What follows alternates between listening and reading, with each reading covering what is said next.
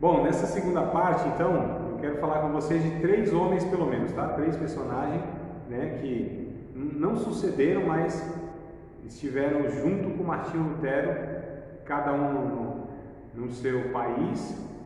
E, aliás, alguns foram, né, um pouco mais além, ou seja, depois da morte de Martinho Lutero ainda eles continuaram aí, mas são contemporâneos, tá? Que é o Eurico Zwinglio, né? João Calvino, talvez o mais famoso desses, e o John Knox, que é aquele que originou hoje que a gente conhece como Igreja Presbiteriana. Então tem origem nesse John Knox.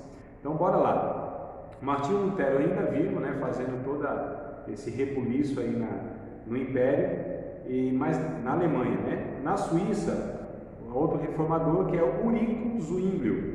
Ele nasceu em 1484 e ele morre em 1531. Né? Martinho Lutero foi até 46, onde ele morre de morte natural. Esse aqui morreu antes, mas participou aí desse período também. Então ele desenvolveu em Zurique, na Suíça, suas principais defesas eram. Então esse outro grande homem de Deus aqui, né, reformador, o que ele começou a combater lá na Suíça? Todos eles, tá? A Igreja Católica, né, de alguma maneira tinham influência, líderes, padres, enfim. E ele começou a combater sobre o sacerdócio de todos os cristãos. Ele ensinava que não era o sacerdote que era o padre, né, nem o Papa, mas todos os cristãos eram sacerdotes de Deus. Porque antes tinha, ou você se chega a Deus, né, pela intercessão de um santo, e você precisa de um sacerdote que era o padre. Senão você como mero cristão, você não tinha esse acesso a Deus. Ou você intercedia, né, através dos santos lá, né, isso desde Gregório I, lá dos anos 590, que esse Papa Gregório I, se não me falha a memória, no ano 590, ele começou a introduzir isso aí, né? Ou seja, a intercessão pelos mortos, aquela coisa toda, a veneração dos santos. Então, desde lá, a Igreja Católica foi ensinando isso. E o Eurico Zwinglio, ele disse, não, todo cristão é um sacerdote de Deus. Todo cristão tem acesso pessoal com Deus. Então, ele foi combatendo essa questão aí, primeiro ponto. Segundo ponto, a salvação pela fé em Cristo e não pelas obras exigidas pela Igreja. A Igreja exigia, né? A Igreja, ela tinha, agora me fugiu da mente, mas eu acho que eram 7 dogmas, 7 sacramentos, né? Que a palavra é essa. Era o batismo de crianças, a primeira comunhão, né? Agora eu não vou lembrar, se vocês me ajudar aí. Primeira comunhão, tinha crisma. Me ajuda aí, Valdir, tu que participou disso aí. A hóstia lá. Isso, que é a primeira comunhão, né? A primeira comunhão. A Santa Eucaristia, a confissão auricular, o casamento para eles é um sacramento. Está faltando um aqui, mas por último é a extrema unção, né? Ou seja, tem todos esses 7 sacramentos. Batismo, isso eu falei. Então, primeiro é o batismo, né? A pessoa nasceu, batiza a criancinha lá. Então, batismo. Aí vem a primeira comunhão, vem a crisma, né? A crisma, a confissão auricular, onde você confessa, a Santa Eucaristia, o casamento e a extrema unção. Acho que é completo, né? São 7 sacramentos. Então acho que é tudo isso aí. Então a Igreja Católica ela tinha várias exigências, né? Se você não fizesse tudo isso aí, se a pessoa morresse lá sem a extrema unção, é perigoso não ser salvo. Então olha só, por isso que tinha que ir lá o sacerdote, a pessoa estava moribundo lá, no leito de morte, tinha que dar a extrema unção lá, senão era complicado para essa pessoa ir na eternidade. Então ele começou a combater isso, ele disse, não, a salvação é pela fé em Cristo, não pelas essas obras exigidas pela Igreja.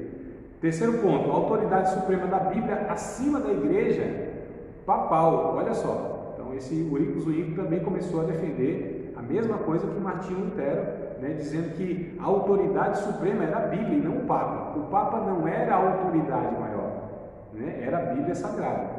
Então ele começou aí também a fortalecer aquilo que Martinho Lutero também estava falando, né? Eles estavam harmônicos no sentido doutrinário. O Zwinglio também combateu com tenacidade o primado do Papa, né? A missa e o celibato do clero. Então, ó, esse Papa como sendo o pontífice, né, o supremo mesmo, ele começou a combater isso. Ele disse, não, a igreja não tem um líder maior, o líder da igreja é Cristo. Jesus é, né, o pontífice, é o sumo pastor, não o Papa. Então ele começou a combater ele. A missa também, né, que a Igreja Católica introduziu, também começou a combater essa missa, não é bíblica, né? E o celibato também dos padres. Não, isso também não é doutrina bíblica, que os padres, né, têm que ser celibatários, não podem casar e etc. E tal. Por que a igreja instituiu o celibato? Porque o padre fazia voto de pobreza. Olha só. Então, né, ou seja, aquilo que o padre ali conseguia construir como patrimônio na sua paróquia, não podia ir para a família, né, os filhos e esposa. Então, assim, o padre não podia ter família, porque tudo que o padre tinha como conquista, isso ia para a Igreja Católica. Olha só, é por isso que eles, né, exigiram aí o celibato nessa época, tá? Então, esse Eurico Zwingli lá na Suíça, ele trouxe também essa contribuição. Aí teve, né, como eu disse, dos três, esse é o mais, não só famoso, assim, conhecido, mas ele é o que vai trazer doutrinariamente uma contribuição maior, tá? Até mesmo do que Martinho Lutero, né? Ele é o cara que até hoje as igrejas chamadas de reformadas se alicerçam, se baseiam, né, nas doutrinas, nos ensinos e tudo mais, que é o João Calvino. Quem nunca ouviu falar do calvinismo, né? Mas o calvinismo, ele é mais calvinista do que o próprio João Calvino, que esses caras aí levaram as doutrinas de Calvino no extremo, né? Não vou nem entrar nesse negócio aí que é uma briga doida. Então ele nasce na França, é francês, João Calvino, 1509 ele nasce, e ele morre em 1564, né? Foi um grande cérebro da reforma e o sistematizador, ou seja, ele organiza as doutrinas da reforma, né? É ele que vai mesmo doutrinar no sentido mais teológico, ele que vai organizando. O cara é o cérebro mesmo. Francês, filho de um rico advogado ligado ao clero, Calvino recebeu formação humanista. Em 1533, declarou-se protestante e teve de fugir de Paris em virtude da inesperada perseguição. Então, nesse tempo, a Igreja Católica estava perseguindo tudo quanto era protestante, né? Aliás, 31 de outubro de 1517, que é a Reforma Protestante, porque Martinho Lutero protestou contra a Igreja. Então, foram conhecidos como os protestantes. Até hoje nós somos conhecidos, né, como protestantes, por conta desse evento aí. Então ele estava protestando, foi conhecido. Então houve uma grande perseguição contra todos os protestantes em todo o Império, inclusive na França. E aí, como ele se declarou protestante, teve que vazar, teve que fugir, senão ia ser morto, né? E Calvino, então, ele escreve muitas obras, inclusive comentários de quase todos os livros da Bíblia. Ele tem, né, comentário de quase todos os livros da Bíblia. Ele comentou, tá? Aos 26 anos, ele escreveu a principal obra da Reforma, que são as Institutas da Religião Cristã. Essas Institutas, se não me engano, deve ter aí umas 1.300 páginas, tá? Mas é dividido em livros, né? Eu li um resumo, que é 700 páginas. O resumo são 700 páginas. Eu li o resumo, né? Esse livrão de 700 páginas eu li. Não li toda a sua obra, mas como é um resumo, então, esse resumo aí eu tive mais coragem de ler do que as 1.300 páginas. Mas eu vou, se Deus quiser, comprar as institutas todas e vou lê-la, tá? Mas se você tiver um pouco mais de preguiça, eu falo, professor de teologia falando isso, né? É que na época acho que eu não tinha tanto tempo para ler aí todas as obras de Calvino, né? Mas eu li essa de 700 páginas. Mas vou ler, prometo para vocês que eu leio. Qualquer hora dessa eu vou ler toda a obra dele. Mas o resumo já dá para você ter a ideia, né, de todas as suas doutrinas. Só não está detalhado lá como são 4 livros, se não me falha a memória. Mas vamos lá. Então, essa obra mais importante que ele escreve é as Institutas da Religião Cristã. Até hoje é um marco de referência de teologia reformada em todo o mundo. Olha só.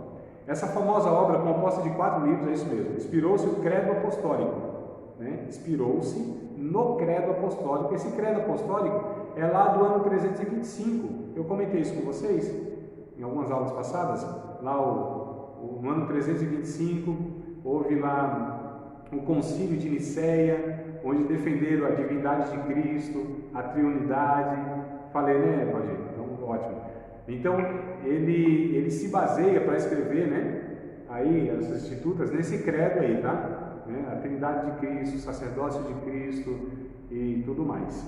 Então, né, creio em Deus Pai, é o primeiro, creio em Deus Filho e creio em Deus Espírito Santo. Creio na igreja, mas não na igreja como a igreja católica, creio na igreja como corpo de Cristo, né? São os pontos lá do Concílio de Nicéia, no ano 325. A referida obra foi dirigida a Francisco I, que era o rei da França na época, né? Numa tentativa de defender os protestantes, é por isso que ele escreve isso. Os protestantes daquele país, né? Lá na França, que acabaram sendo perseguidos, torturados e mortos por causa da sua fé em Cristo. Então, olha só, houve uma grande perseguição e muitos irmãos nessa época foram mortos, perseguidos, torturados, presos e mortos. Bem semelhante ao que aconteceu lá nos 3 primeiros séculos também. Aqui houve, mas só que aqui foi pela igreja, né, irmão? Olha que absurdo, né? Então, a igreja que faz isso. Lá naquele tempo foi o Império Romano, tudo mais, né? Os imperadores, mas aqui foi a igreja que persegue, que tortura e que mata aqueles que não concordavam com ela, né? Então, só para a gente ver o absurdo. Convidado por esse homem também. Oi, Douglas, quer falar alguma coisa aí, não? Ah, tá, que eu ouvi alguma coisa. Não, aqui. Ah, tá, eu acho que eu ouvi alguma coisa. Eu coisa. vou ter a bateria acabou carregada aqui. Tá certo. Então, vamos lá. Convidado por Guilherme Farel, outro que eu não vou falar aqui, né, mas é um nome importante, Guilherme Farel. Em 1536, Calvino ficou em Genebra para ajudar a implantação da reforma lá. Ele tinha fugido, né, da Suíça, foi para Genebra. A cidade, não madura para a reforma, rechaçou e expulsou ele. Calvino passou 3 anos em Estrasburgo como pastor de uma igreja protestante francesa. Em 1541, volta para Genebra, a pedido das autoridades religiosas, pois a cidade se corrompia aos montes, né? Então, lá em Genebra, ele realiza uma obra extraordinária de pregações, ensino, disciplina, educação do povo. Transformou Genebra numa verdadeira maquete do reino de Deus na terra e num grande celeiro de missionários para o mundo, inclusive enviando em 1557, né, 14 missionários para o Brasil. Então, tudo isso, ó, fruto do trabalho de João Calvino, né, lá em Genebra, na Suíça. Genebra, pelo ensino, pelo trabalho, pelo discipulado, pela pregação que João Calvino fez naquela cidade, foi conhecida como a maquete, né, a miniatura do reino de Deus, porque ele começou a trabalhar na educação, nas escolas, ensinando sobre a justiça social, né? Ou seja, de você ter de fato uma economia que alcance os mais pobres. Ele ensinou de fato aquilo que o Evangelho fala, que é o Evangelho todo, né? O Evangelho que ensina a respeito de todas as áreas da vida. Ele começou a ensinar mesmo, discipular, trabalhar na educação, na economia. Genebra, o índice de homicídio, de criminalidade foi lá embaixo, a desigualdade social também lá embaixo, a justiça social, a educação, a segurança. A cidade, assim, de fato, foi transformada pelo ensino que o João Calvino trouxe a respeito das Escrituras. Olha que coisa interessante, quando a Bíblia é ensinada como deve ser, né, em uma sociedade, essa sociedade é transformada, fato, né? Essa sociedade, ela melhora, é inevitável. Então aqui foi conhecido como a miniatura do reino de Deus, Genebra. Olha só que já houve então uma cidade, né, que ela foi toda uma cidade foi transformada pelo ensino da palavra de Deus, a ponto de ser conhecida na história como a miniatura do reino de Deus, a miniatura dos céus. Que coisa impressionante, né? E aí, inclusive, de lá ali se tornou um celeiro de missionários. Para todo mundo enviava-se missionários, inclusive para o Brasil, enviou 14 missionários aqui para o Brasil, que foram mortos, né? Torturados, inclusive, não mortos apenas, mas torturados, se tornando os primeiros mártires do protestantismo aqui nas terras brasileiras. Então, olha só aqui no Brasil também perseguiu, né? A Igreja Católica era mundial, né? Então perseguiu no Brasil também, aí nesse período, né? A influência de Calvino como teólogo e pensador extrapolou os horizontes da Igreja e tem seus reflexos até hoje na história. Ele influenciou a economia com seu humanismo social e também a educação ao criar um sistema educacional de primeira ordem. Seus planos resultaram no estabelecimento de um sistema escolar livre e completo, culminando pela academia, ou seja, até a universidade. Não só as escolas ele influenciou, estruturou, mas também as próprias universidades na época, né? A instituição de grau universitário, no qual não faltava o curso de teologia. Na educação, Calvino entendeu que o curso de teologia também era parte da educação. Ensinava-se a respeito de Deus nas escolas e houve toda uma mudança na sociedade. Olha só, irmãos, que coisa impressionante, né? Então esse é o legado do João Calvino, tá? Aí houve outro, terceiro homem aqui, a gente encerra nele, contando a história dele, que é o John Knox. Né? John é K-N-O-S, né? X. Knox, né? K-N-O-X. John Knox. Tá? Depois eu posso até mandar para vocês aí o nome deles todos, né?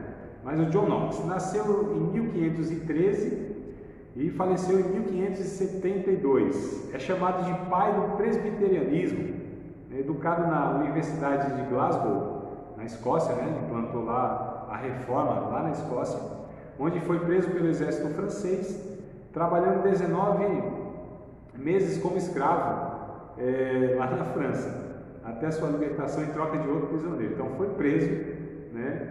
Perseguido também, mas ele não desistiu e trabalhou pela reforma lá na Escócia.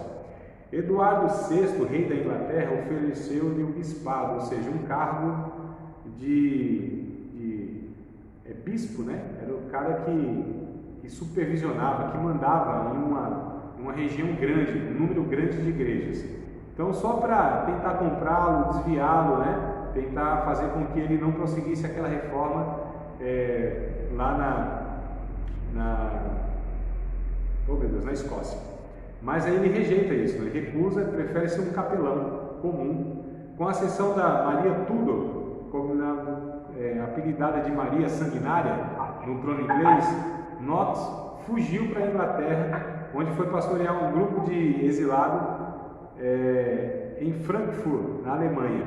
Tá? Então ele recusa, né, esse cargo do rei na época, mas aí vem uma mulher, né, que persegue de uma maneira muito brutal, a Sanguinária. Ela mandava matar muitos e muitos protestantes nessa época. Então ele tem que fugir daquele lugar. Mas ele também teve com Calvino, já conheceu Calvino, né, em Genebra, em 1559. E com a morte dessa Maria, ele volta à Escócia, trabalha arduamente para implantar reforma em seu país. Em noites de vigílias, orações, ele clamava: ó Deus, dá-me a Escócia para Cristo, senão eu morro. Percebe a paixão, né, irmãos, a dedicação desses homens de uma forma assim extraordinária, um zelo, né, um amor por Cristo, um amor pela verdade, pelas almas perdidas, que é assim fora do comum, que a gente precisava ver em todos nós, e principalmente líderes, ensinadores, pastores, pregadores, enfim, em todo cristão que entende a situação no geral. Irmãos, às vezes, vocês já devem ter percebido isso em mim, né, já estão comigo aí mais de 3 anos, né? Uns 4 anos comigo já, vocês têm uma paciência enorme, né, irmão? Meu Deus do céu. Estão me ouvindo há 4 anos. Então o que acontece? Você já deve ter percebido que eu sou muito crítico, né? A gente fala muito dos erros, dos desvios da igreja, mas não com amargura, não com soberba. Pelo menos eu entendo que não é assim que eu me posiciono, né? Vocês podem até de repente falar: professor, acho que não, hein? É meio... Mas eu, na minha avaliação limitada, eu penso que eu não faço assim, dessa forma, né? Porque a gente precisa fazer isso, a gente precisa ter esse senso crítico, enxergar um cenário que a gente vive. Não é só se resumir à minha igreja, né? Lá os irmãos e tal, a minha denominação. Não, a gente precisa ter essa leitura mais abrangente, né? De como as nossas igrejas ditas evangélicas estão ensinando, se portando, como que elas estão, entre aspas, aí, representando Deus. Então esses homens fizeram isso, tiveram, né, essa avaliação, esse cenário. A gente precisa como expositores, como pregadores, como obreiros, como pessoas que orientam outras pessoas, a gente precisa ter essa leitura, mas que vá além das nossas igrejas e das nossas denominações, para que a gente até de fato, de alguma maneira, possa contribuir, nem se for pela intercessão, nem se for apenas pela oração, já é uma contribuição, mas para a gente interceder e orar adequadamente, a gente precisa entender o cenário, né? A gente orar direcionado naquilo lá. Então esse John Knox, foi esse que se debruçou diante das orações de intercessão e dizendo para Deus: o Senhor me dá essa Escócia, esse país, ou eu vou morrer. Né? Lembrando de Raquel, lembra lá do Antigo Testamento, né? Dá-me filho, senão eu morro. Então, é mais ou menos nesse contexto aqui que ele expressa isso. Em 1560, o parlamento escocês, orientado pelo próprio John Knox, começou a obra da reforma. Olha que coisa interessante. Pondo fim ao domínio do Papa sobre a Igreja Escocesa. Olha que o Papa mandava de fato em todos os países, ou vários deles, né? Então, declarando ilegal a missa, revogando todos os decretos contra os hereges, porque hereges para a Igreja Católica, mas eram os homens de Deus que estavam pregando a verdade, mas oficialmente eles eram hereges, e a Igreja mandava matar e eles morriam como hereges. Eles colocavam neles, irmãos, assim, muitas vezes máscaras de demônios. A Igreja Católica pegava esses irmãos, né, colocava máscaras de demônio dele e queimava eles como hereges, como pessoas usadas pelos demônios. Olha que doidura, né? E aí ele falou: não, então que vai ser revogado esse decreto contra os hereges, ou seja, contra a perseguição. Então John Knox conseguiu reverter essa situação no seu país, né? Assim, a partir de 1560, a Igreja Escocesa deixou de ser católica e tornou-se presbiteriana, né? Ou seja, regida pelos presbíteros, né? Por um grupo de líderes, de pastores, né? Presbíteros é a mesma coisa, local. Então, cada igreja tinha os seus líderes, o seu corpo de liderança, né? Os presbíteros, que eles decidiam sobre a igreja e não mais uma ordem do Papa lá do Vaticano, lá de Roma, decidindo, mandando e desmandando e falando o que era e o que não era doutrina. Agora, a Escócia tinha a Igreja da Escócia, que era liderada pelos líderes locais, né? Que até hoje a Igreja Presbiteriana segue essa estrutura e que é mais adequado, né, irmão? Que a gente tem aí em cada igreja local um grupo de pastores que eles possam estar doutrinando, pregando a igreja. A gente chama de um colégio pastoral, né? É um grupo de pastores, não é um cara só. Deixar na cabeça de um só é muito complicado, né? A gente sabe. Imagina a cabeça de um só que manda no mundo todo. Aí não dá, né? Imagina a cabeça de um só na igreja local. A gente não imagina, a gente sabe que muitas das nossas igrejas elas são assim. E às vezes dá ruim, né? Às vezes a gente sabe que as pessoas assim doidam, cola as placas, dá tilt e começa a ensinar um bocado de coisa, e se o cara é o único líder, é o que manda e desmanda, vai ser muito difícil pará-lo. Mas quando a Bíblia diz que na multidão de conselhos há sabedoria. A obra de Deus não se faz só. Em uma igreja local é preciso ter pessoas, um grupo de líderes, né, que se pastoreiem, que se exortem entre si, né? Precisa ter essa liberdade, senão é muito complicado a gente confiar em uma cabeça, em uma pessoa, para que diga o que é certo e o que é errado. A gente precisa se unir como corpo de Cristo para seguir isso aí. Então, aqui nasce, né, na Escócia, através de John Knox, essa estrutura da igreja presbiteriana que nós conhecemos até. Você acabou de participar de mais uma aula de um dos nossos cursos do Seminário de Teologia, Vida Cristã, Palavra da Vida. Espero que tenha te abençoado, não só alargado o seu conhecimento teológico, mas que tenha também atingido o teu coração, para que você possa a cada dia mais reproduzir a vida de Deus nas suas relações cotidianas. Se você ainda não é aluno oficial de um dos nossos cursos, se inscreva aqui no contato que vai aparecer do WhatsApp. Também nos siga nas redes sociais, se inscreva no nosso canal, compartilhe à vontade e Deus te abençoe.